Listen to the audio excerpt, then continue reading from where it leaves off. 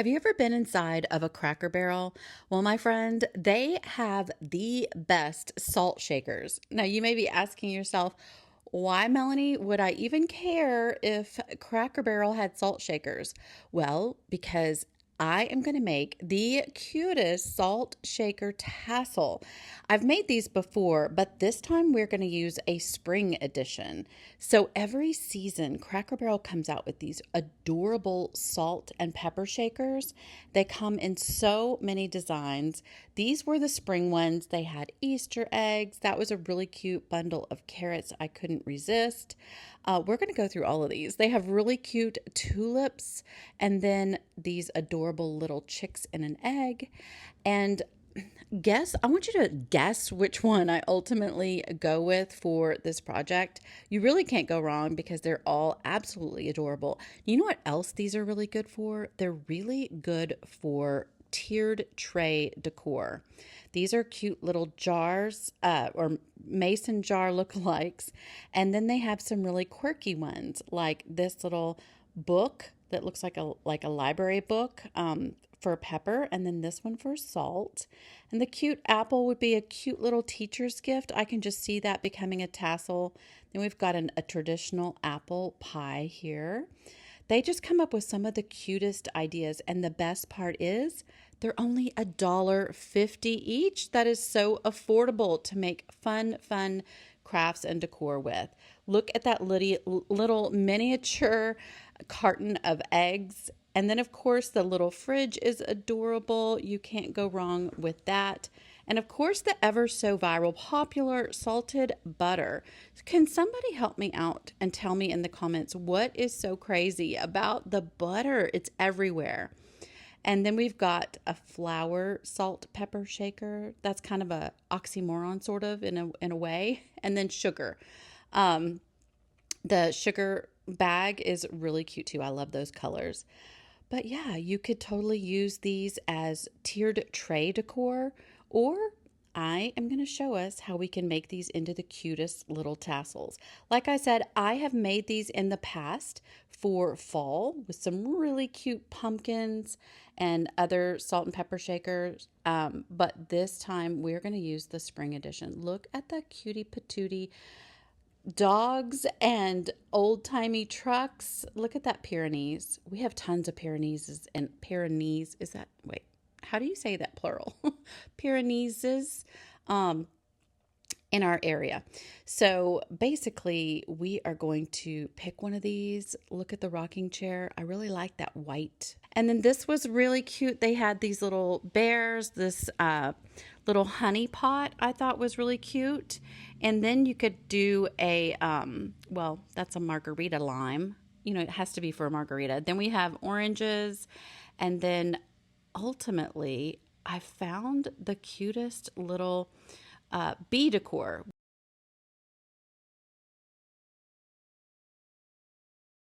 They have some bigger salt and pepper shakers. They're a little more pricey.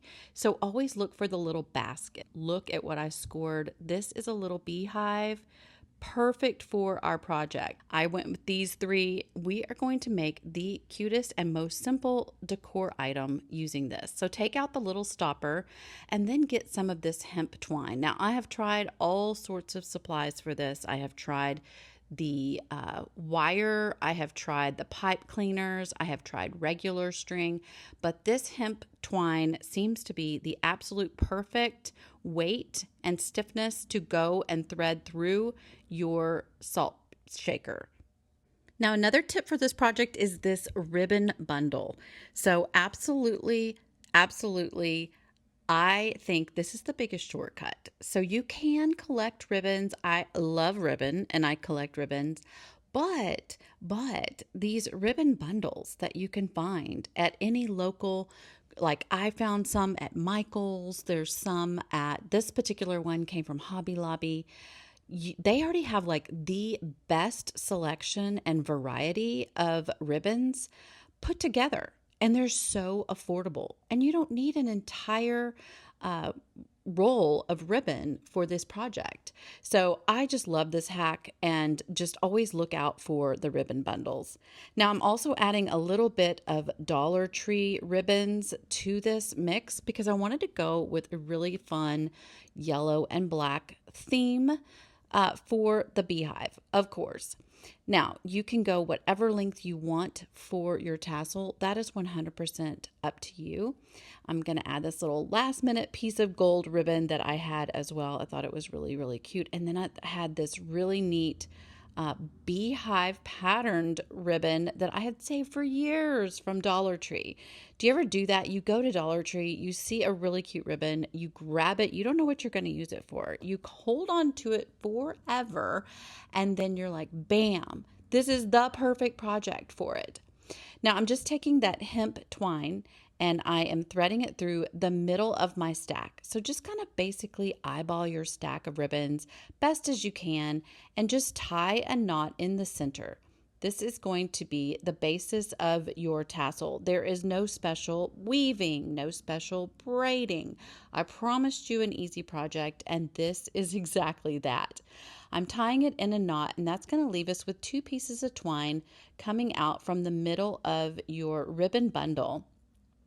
This is what we're going to use to that thread through the bottom of your salt shaker.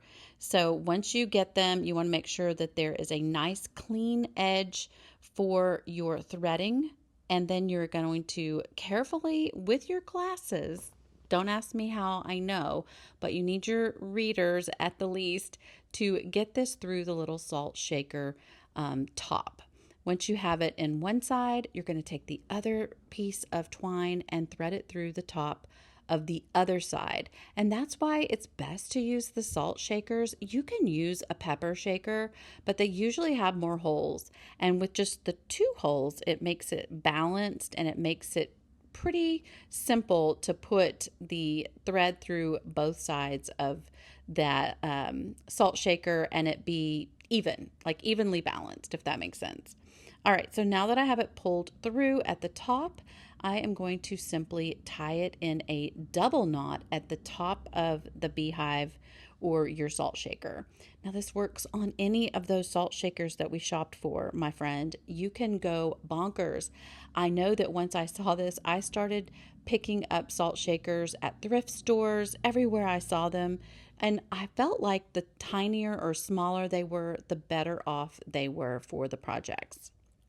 Now, last minute, I decided to use a Sharpie to color in the little bee skep. Is it bee skep or skep? Bee skep? I know it's SKEP, but I just thought it would be cuter with that being filled in with the black marker. And then I also, last minute, that's how crafting is, isn't it? We just kind of get inspired as we go. Decided to add these black beads. These are just from Dollar Tree, and I threaded them through both of the hemp twine pieces. Once I got them on here, I am going to tie a double knot again at the top just to kind of make sure that those beads stay in place. And then I just tied like a little bow at the top and it's ready to display. So this is how it looks on my French doors in my living area. I thought it turned out super cute, but I'd love to know what you think. As always, I super appreciate you, my friend. And if you like videos like these, feel free to subscribe and hit that notification bell. I appreciate you, and I'll see you on the next video.